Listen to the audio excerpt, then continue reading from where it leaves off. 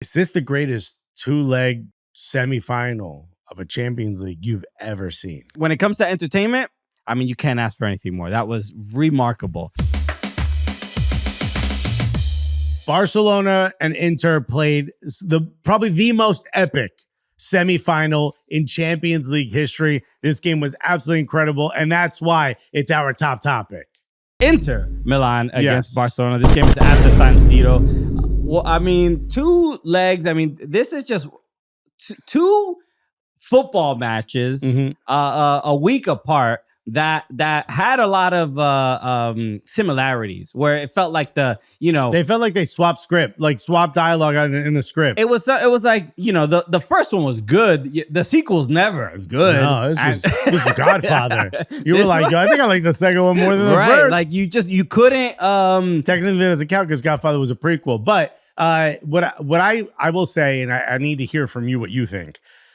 Is this the greatest two-leg semifinal of a Champions League you've ever seen? Because it is for me. And because I don't have just a super clear and great history with watching a lot of Champions League in when general. I say that to you, I mean like in recent history. I'm not going back to like 02. There was Nico's not here. You know what I mean? Yeah. The one that came to mind for me is the Barcelona PSG, where Barcelona came back. That was a big one in 2017. And also, maybe not as exciting, but Real Madrid versus Manchester City, because no one knew what was going to happen. That was like the first sign that there were dents in the Manchester City armor. Right. So that's the only one that in recent memory comes close. But this, and especially if the bar is both legs being as entertaining, that's why it feels like this matchup kind of like takes that award. This was the first game felt a little bit more. I mean, it was clearly like this preview of the second game where you thought, hey, what mistakes did we make in the first game? Let's fix those up so we don't do that again. And no, Barcelona in particular did not really adjust anything at all. And that's why we have a 7-6 aggregate. But when it comes to entertainment, I mean, you can't ask for anything more. That was remarkable. I think the way I look at this semifinal is if you have a friend that's never watched a game of soccer before and they saw either one of those games or both, so they're buying an Inter or a Barcelona shirt. They might be getting a tattoo. They're going to start vacationing near San Siro. Like, there's no way you watch that and I go, I need to see so much more of this. Yeah. Because that is, to me, like such a great expression. And Thierry Henry said that, he had been kind of bored of football for the last 2 years. And, watching these games kind of excited him again. Are you in the same sort of mentality, like where you're like, kind of bored of the Pep way? I did see that. Because remember when the Pep era started at Barcelona, the excitement level was insane. I'm like, what are they doing? They're passing around people. Right. But now we're starting to get back to the individual superstar era. It's interesting. And I guess we can, given that we are peers of Thierry Henry. Which is why I'm mad. Which is why everybody is, wants our Everyone opinion. knows that. Who's watching and listening. But, working in this game and having to watch as much soccer and football that we do. I mean, and most normal people do not consume as much of this sport as we do. I don't agree with Thierry Henry. And maybe he's watching. Maybe he's not watching U.S. Open Cup. Okay, because we got plenty of boring games. What are you watching boring games for? Right. Switch to a different league, bro. There you have all of them available. Did you not watch Des Moines Menace versus Tulsa? You need the link. I'll send you the YouTube link. It's available for you to watch, right? Bro. Hey, yo, comment, like, subscribe. Ain't even geo-blocked or nothing. Nah, they're begging. So that statement I thought was a little. I think it's more from a bird's eye view, like. And he's watching the game in a much different way than we are. But he's picking up different things than we are. But I think if you look at it from a bird's eye view, I think a lot of people say, like, there was an era where every team wanted to play like Pep. Yeah. And it seems to kind of be switching. Seems like teams are getting back, which I think that is football, right? Like when everyone does one thing, it's the person that's willing to do the other thing that starts to have some, get some rewards, get some benefits. It seems like Bayer Leverkusen kind of for me, broke the door open to relationism, where there were teams that were trying it and kind of maybe finding a little bit of success. Bayer Leverkusen came in and is like, yo, we went undefeated with relationism. So like, positional play, maybe not as important as if I kind of know you like to run that way, I could do something over here and kind of release you and send something that way. And then now you look really good. And then maybe I could get in an open spot in case you get, and like that style of play where that's where, to me, the magic of football lies. So as much as I'm a big fan of position, position play and being more methodical, there's something really exciting about the way Barcelona are willing to play. And if you're Inter, if you're Inzaghi, and I've been raving about Inzaghi for years, he's willing to commit everyone. I mean, I'm surprised the goalkeeper is not up there. He's willing to commit so many bodies, and it's a risk. It's risk and reward, right? He's asking his players to be brave. Go. I know your job is to be back there and defend. Go forward and get your ass back if you need to. And against a team like Barcelona, who can probably hit you the hardest and the fastest, that's really dangerous. And the fact that he was still willing to play that way made for such great football. It was good. It was good TV. I was telling Carter before we started recording, like what Barcelona reminded me of, which what we've been seeing very recently is Inter Miami's defending, right? Just again, emergency defending. Right. Focus on you're gonna outscore them, and then you'll even if you give up 6, you'll score 7. And this time they got burned on the other end of that. But this was a game where like you have to again just give credit to Inzaghi.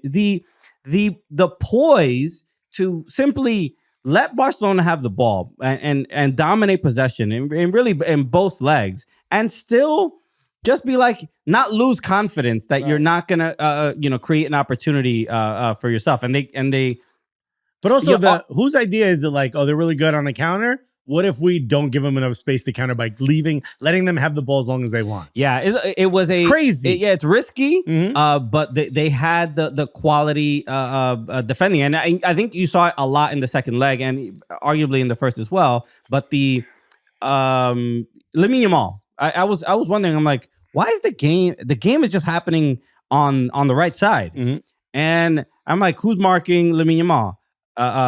Federico Di Marco, and who's a superstar, who's really good, but you pick Lamine Yamal, go against him, right? And he cooked him a couple times, but like they ended up obviously winning.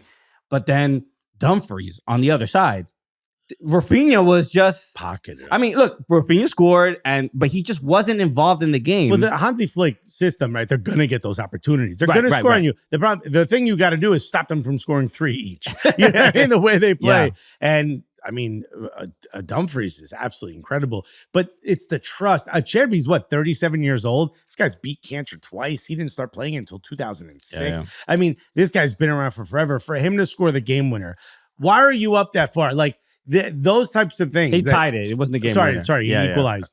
But for me, it's like that. Who else is willing to say, like, bro, go up there, we'll be fine? It's not like they have Rafinha. I mean, oh, they do. Yeah. Oh, who cares? Go up there anyway. Yeah. It's like that. You got to give Inzaghi his flowers for. And look, you still gave up 6 goals, so it's not even about like. But does it matter if you score 7? It matters for me calling you some kind of genius. I'm just saying. It's Barcelona. They're gonna score on you anyway. I get that. So I give credit, especially in being able to score those 7, because that is not like the Inter we're used to seeing in Serie A. Like that's very rare. But there were so many players that stepped up, and you can just see even in the extra time of the second leg, where you can see Marcus Thuram. You can unbelievably tired. You could tell he was, after the game, I think it was Dumfries saying like he was playing with an injury. Playing with an injury. And gas. And 120 minutes. On E. And just did enough, especially in that extra time, to, again, go back to defend, make it difficult. Barcelona really couldn't do that much in the middle. And they were looking for like an unbelievable moment from Lamine Yamal. And he was... If it was not for Jan Sommer, it's a completely different story. So what was Jan Sommer? Something like 8 million? I forgot how much they paid for him. Right. Some ridiculous number. Yeah, Carter, if you could look that up. Some ridiculous number. I think Inter sells Onana to Manchester United for, I think, 50 million, if I'm not mistaken. Sure. And Jan Sommer for a steal. And Jan Sommer, do you have it? I mean, I don't know how that. £5 million, 6.75 million He came euros. from Mönchengladbach, right? Ridiculous. He came from Bayern Munich. He played for half a season. He was with in Bayern Munich. Mönchengladbach then. But Yeah, Absolutely ridiculous. What business they've done. I mean, 5.6, you said? 5 million, 6.75 million euros. Oh. I mean, it's to have a game like that. He needed the Lev Yashin hat. Yeah, bro. for real, bro. The paperboy hat. He was making the curling shot. I mean, he made a bunch of great saves, but the curling shot from Lamine Yamal That he got to. that he just gets to, and it's just like what it was. Who is this guy? Yeah, he was on one. And he is he got man of the match. He is the reason they won that game because the defending from Inter Milan was they just couldn't stop those players. But again, I think it was not this season. Last season, he might have been like second or third most clean sheets. And a lot of people give credit to the way Inter defend. But when the last guy you got to beat is Jan Sommer and he's playing like that, I don't care if you're Lamine Yamal, you're going to have a tough night. Yeah. You're going to have a real tough night. And there's not too much, as far as the attacking, there's not too much you can say about Barcelona. They put up 6. That should be enough. Across 2 games to win, but not in this case. Do you remember prize fighting? Do I remember it? Yeah, I was a part. Do you know what I'm talking about? A couple times. Oh, nice. The truth about him comes out. Remember the guy who was like the American dude? He wore like the America shorts. He had the big mustache. It was called prize fighting. It was like pre-UFC. I've seen you see like clips of it all the time. Like they go viral. If there was him and like a Japanese dude, and they both have one hand on the back of the other guy's neck, and they're both wailing on each other. There's no defending, no nothing. It's like a hockey fight. Yeah. But like no one's even trying to duck out. They're just like, which one of us is gonna collapse first? That's what this was over 2 legs. Right. So Inter Google Barcelona. prize fighting for that social media clip. Inter, so the 7-6 scoreline was the joint highest scoring semifinal in the UEFA Champions League, along with Liverpool 7-6 Roma in 2017-2018. But this is there's a couple other players to highlight that we're trying to just give everyone their flowers. Give their flowers. But Lautaro Martinez, he scored 9 goals in the Champions League so far, and a joint record for an Inter player in a single campaign in the Champions League and the European Cup. Wow, tied with Hernan Crespo, bro. So wait, and it's like a sneaky. I didn't think like he's been scoring, but I'm not really. Did he have 8 in one game? Yeah, I don't know about? I've really been paying attention to it. And he's been. He hasn't been. He was coming back from an injury, so he hasn't really been playing like the full 90 the last couple weeks. But again, it is the composure because again they go up 2, and you think like, oh man, they're not going to do this. Barcelona's not going to do this again, right? And they come right back, and again for the lead to change so many times, and it's just like. For the moment for Acerbi to just even be there and hit that shot and so perfectly, and it all leads to they're so chaotic in the back for Barca, and that's why they end up in that situation. I thought they would still win it even after Acerbi. Oh really? Yeah, I just thought like they keep coming back. They're just gonna do it again, and it was just too much. It was just insurmountable. But just. Lovely, like incredible. Football. There's nothing. I wish they had 4 more matches of that. Yeah, I would love it. The last question we have before we get to the other game is about Rafinha. Rafinha, he did score in the game. He's had a fantastic Champions League season. He's had a great 24-25. He's risen to a level I did not think he had. So a couple months ago, there was everybody's kind of talking like he's kind of a front runner for the Ballon d'Or. Obviously, Mohamed Salah is in that conversation, and we were kind of talking about this in pre-production.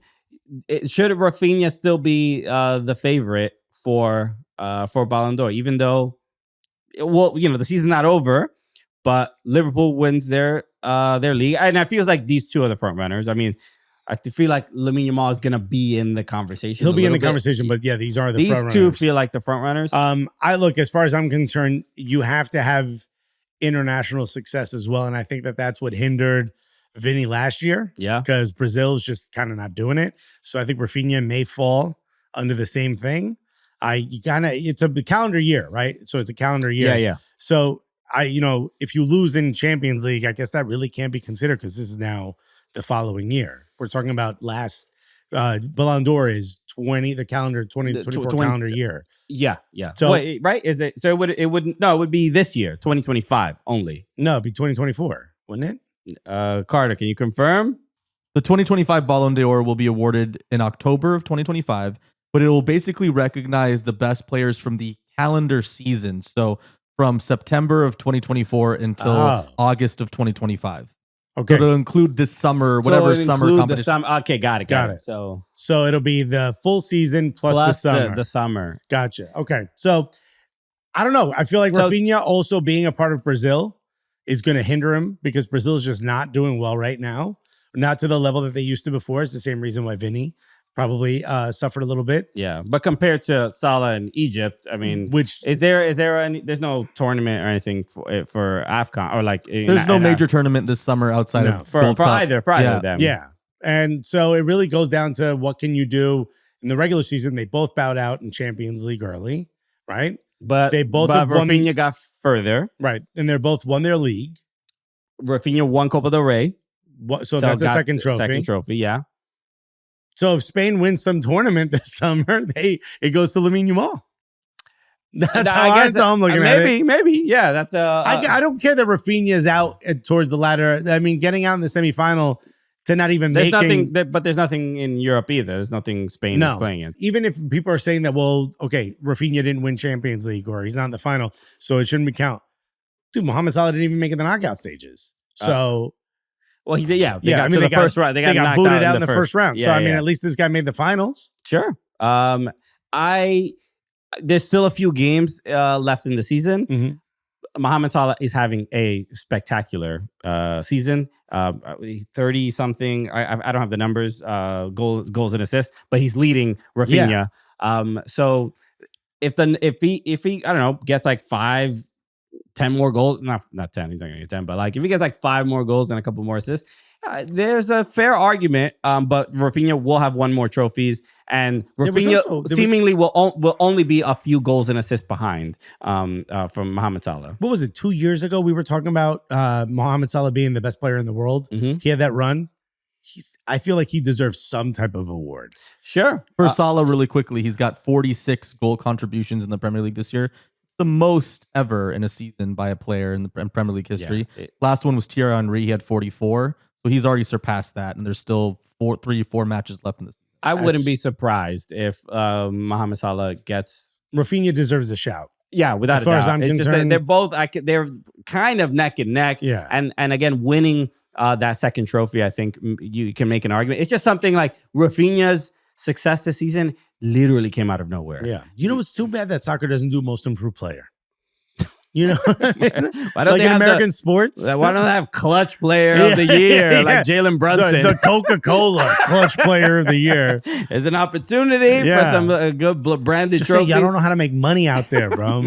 Yes, that's what we're here for. Yeah. All right. So I don't know if Rafinha gets it or not, but I'd be fine with either him or Mohamed We're Salah. gonna take a quick break and then talk about this PSG Arsenal game, the second leg, and see if we can cheer Alexis up. Arsenal are done. They are out of the Champions League, losing to PSG 3-1 aggregate. They lose 1-0 at home at the Emirates, and at Parc des Princes, they lose 2-1. Alexis, let's go to you, bro. The Arsenal fan, the Gooner. How you feeling? Yeah, that term is taking on a life of its own now. I probably would have had better time doing that for the 180 minutes. It's frustrating because it almost felt like I was playing with house money watching Arsenal in the semifinal.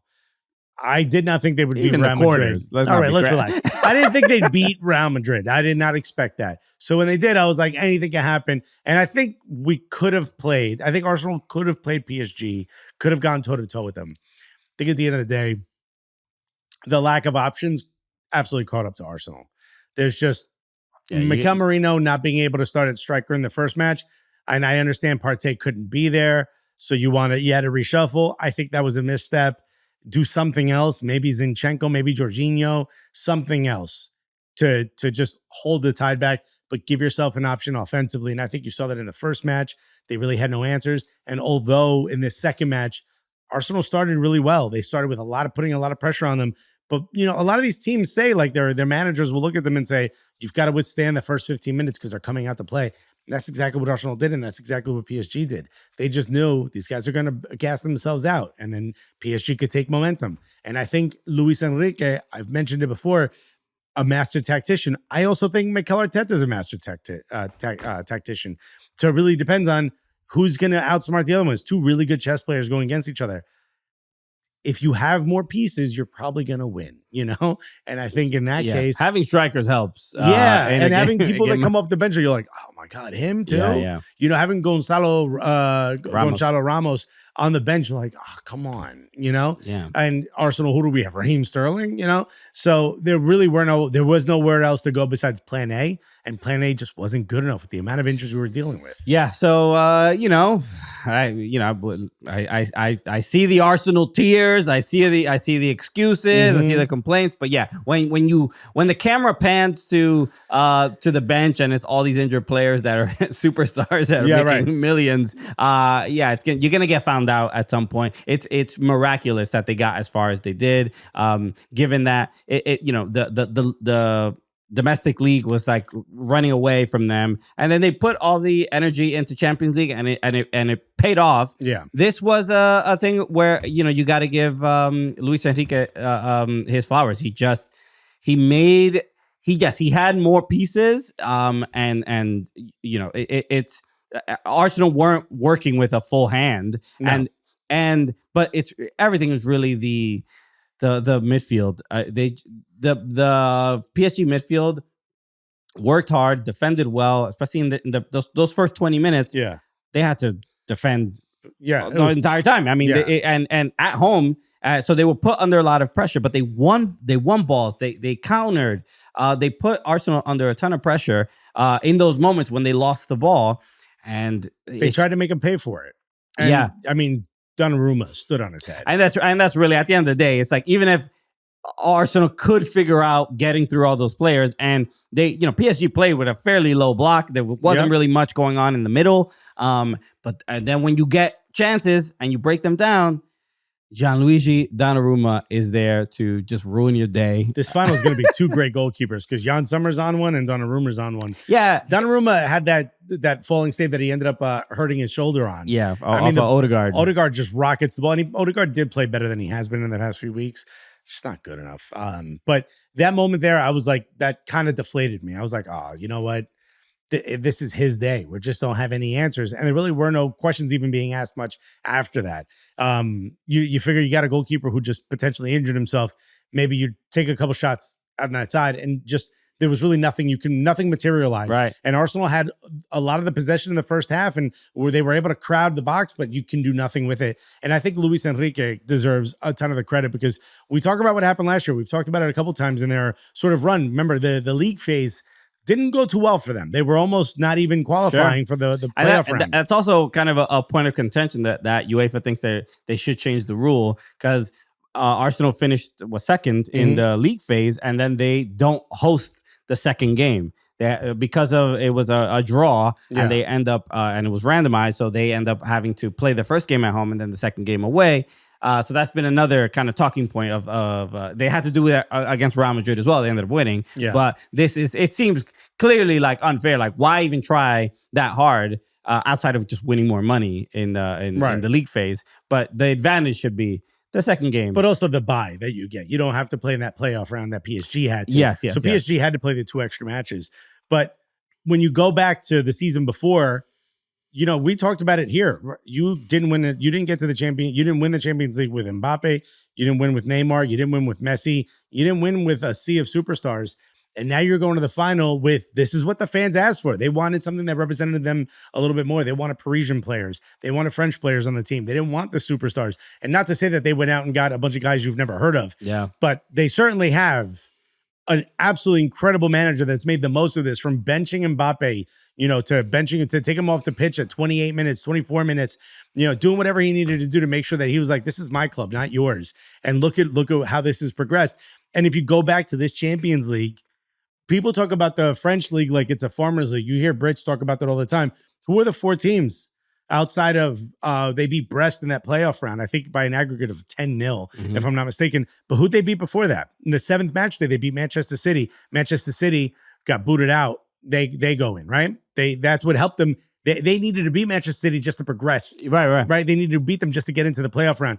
They beat Liverpool in the first round. They beat Aston Villa in the second round. And now they've just beat Arsenal. That's Manchester City, Arsenal, Liverpool, and Aston Villa. Those are the 4 teams that qualify for the Champions League. They literally buzzsawed through the best that the Premier League have to offer. And this is not a team with superstars. This is minus Mbappe, minus Neymar, minus Messi. This is a team built in Luis Enrique's vision. This is a team built by Parisians, what the fans asked for. So as far as I'm concerned, flowers. All the flowers need to go Luis Enrique. Not only did he do it, he went through quite possibly one of the hardest track records to get to this final, which gives me the point to say, as much as I love Inzaghi, I've got all the belief that Luis Enrique will figure out something tactically that will put a little bit extra pressure on Inter and possibly win Champions League final. And to win it without Mbappe, without Neymar, and without Messi would be absolutely huge. It's comedy. I mean, that's really what it is. If this was a movie, they'd be like, all right, relax. No one's going to believe that. Do we?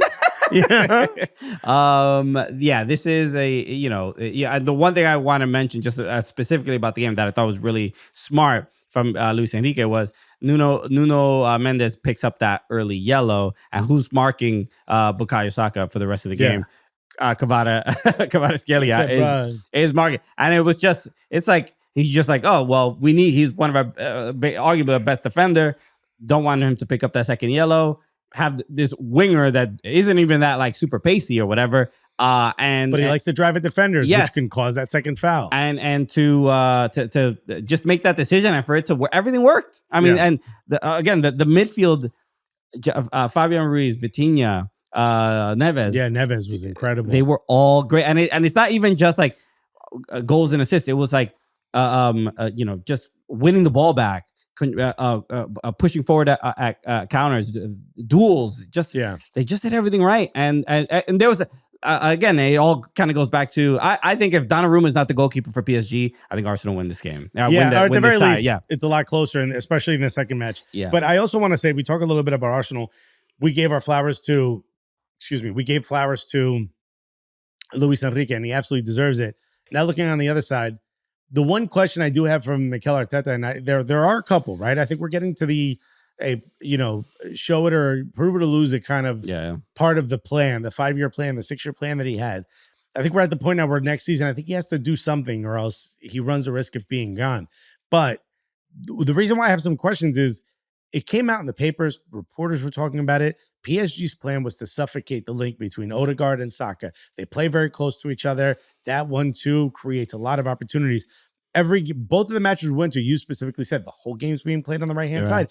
And that's because you need the pressure release. You need that pressure valve to release on the left-hand side. You need your left-sided winger to drive at defenders so that there's questions and that you have to commit more players to that left-hand side, which should open it up for Odegaard and Bukayo Saka. And that did not happen. And I know I've been very critical of Martinelli, and he did more in this match than he's done in the past. Mm-hmm. In the last few weeks, he's tried to do more, but it's just not enough. You need that finishing product. You need them to be like, oh no, this guy's on one. This guy can hurt us with half an inch. A small step, half a step, he can hurt us, and he doesn't have that. Half inch not gonna hurt. I'll be honest. No, but it could do some damage.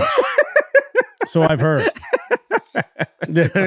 But what's Martinelli gonna do? Ashraf Hakimi's there as well. When does Hakimi even defend? Man, the guy's usually all the way on as a forward. He's a decent defender. But come on, there's no one on the left-hand side, and there is no one other than Raheem Sterling. Sure, that can come in and even change anything. I mean, again, we were talking about it last week, but the bench is weak. The options for on the bench is there's 2 goalkeepers on the bench, which already screams that there's a problem. Yeah, but I think if you're looking, if I'm Arsenal, if I'm the Arsenal sporting director, I'm looking at this and I'm saying, we need to completely rebuild the bench, but also first striker is the top priority. I mean, immediately red after, alert. Yeah. Sure. Yeah. Need a striker. Second, 1A might be left wing. You just need something more. Okay, you probably maybe move on from Martinelli. I think so. I think it's time. I mean, it's a. And by the way, wherever he goes, he's going to play well. It's like the Anthony effect. He's been there a long time, and he's going to go to Rabetis, and he's going to play incredibly well. I feel like he's hit his ceiling. I mean, he hasn't progressed in 2-3 years. Yeah, and look, he has done I think a great service to the club, but I can understand them moving on. Arguably, I mean, look, they might have paid like $1 million. This second game, I thought he was trying to be creative. Certainly at the beginning did what of the match. he could. I would be more critical of him in the first leg. The opportunity. I mean, it's but it's also Donnarumma. It was just on one. As far as these semifinals, I don't think I've seen goalkeeping performances across both semifinal matchups like that were this high quality. I mean, the amount of saves, and if you're if you're just like casually into a game or casually into the sport and don't really pay attention to like either goalkeeping or the defensive side of the game, that is also something to speak highly of, because again the goalkeepers were unreal. They were again, like I said, I would argue for Jan Sommer and for Donnarumma, if those are not your goalkeepers, you're probably not moving on. So can I say also, Thomas Partey, a lot was made of him missing the first match because of a stupid yellow he picked up before that. Right. He misses the first match, and everyone's like, "Oh, when he comes in, it's going to be good." Super lazy on the clearance for that last goal.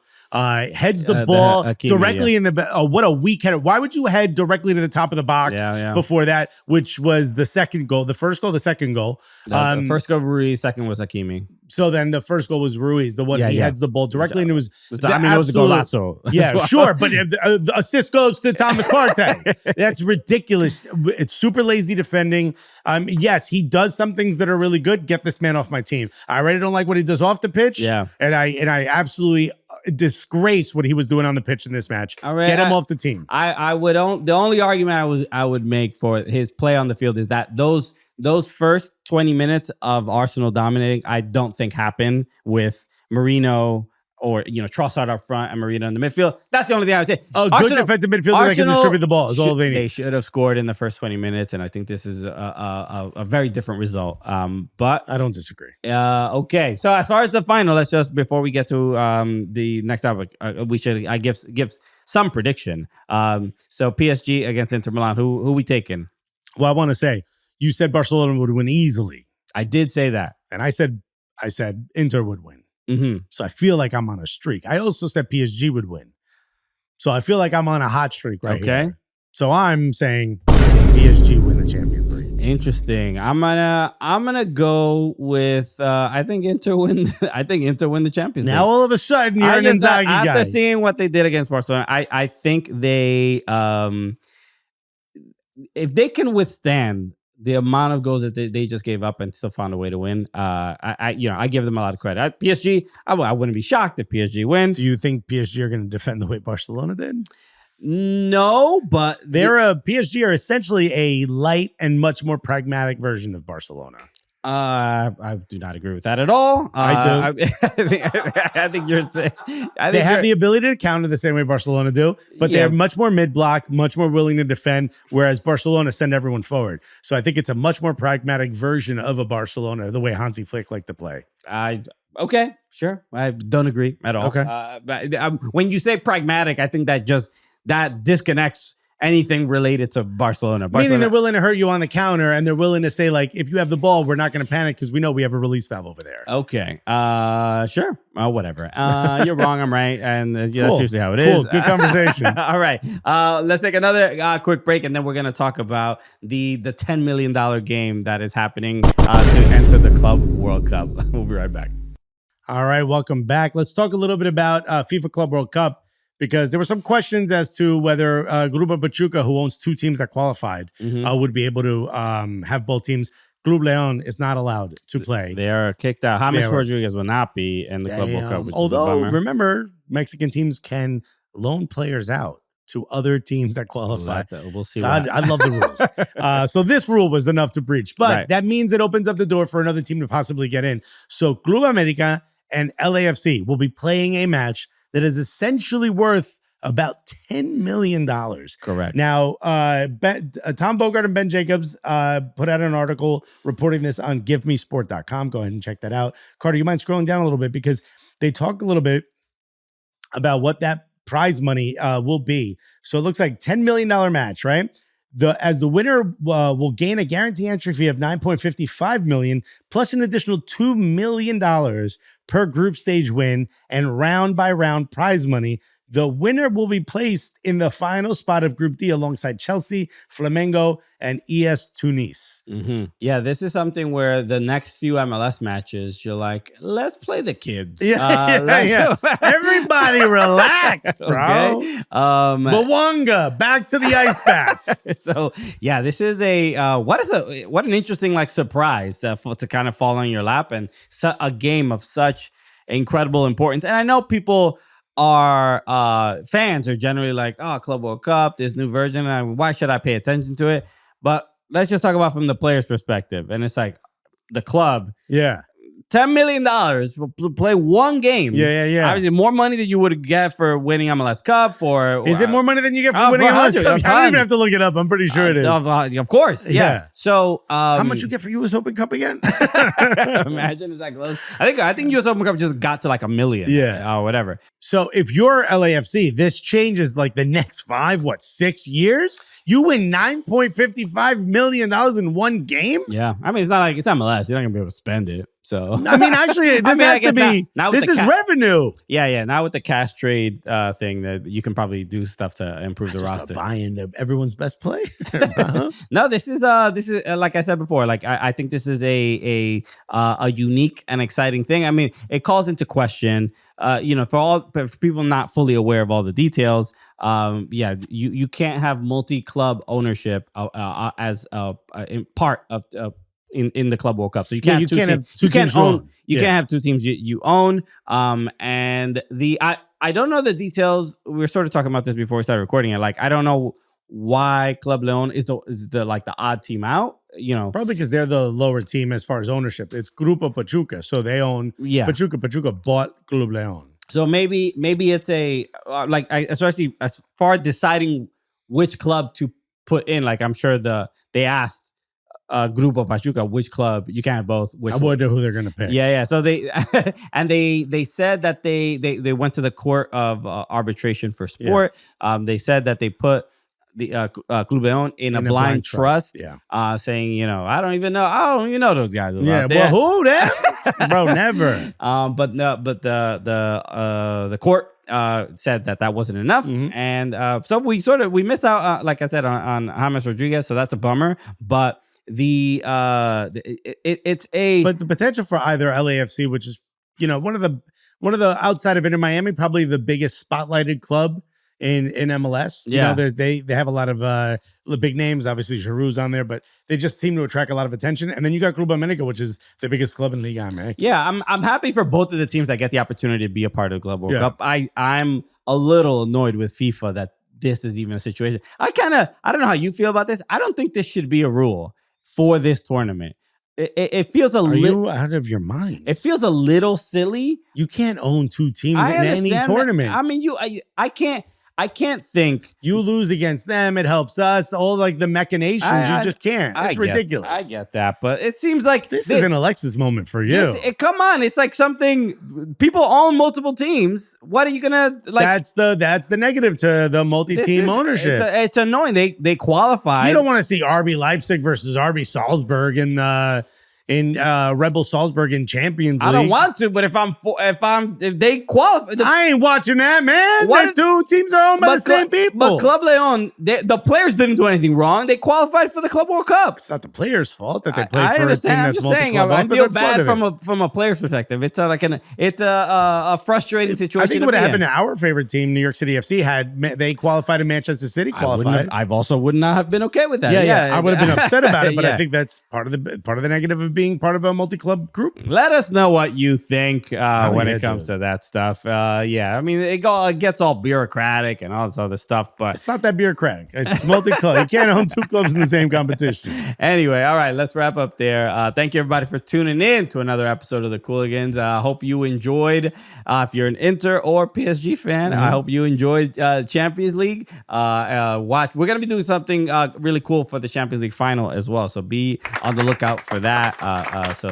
Subscribe if you haven't yet. Yeah, we have a lot to look forward to. So make sure you subscribe to the Cooligans here on YouTube. Also, check out our YouTube because we just put up a whole new video concept. Yeah, that's right. We got put in a lot of effort. Little Champions League bar review.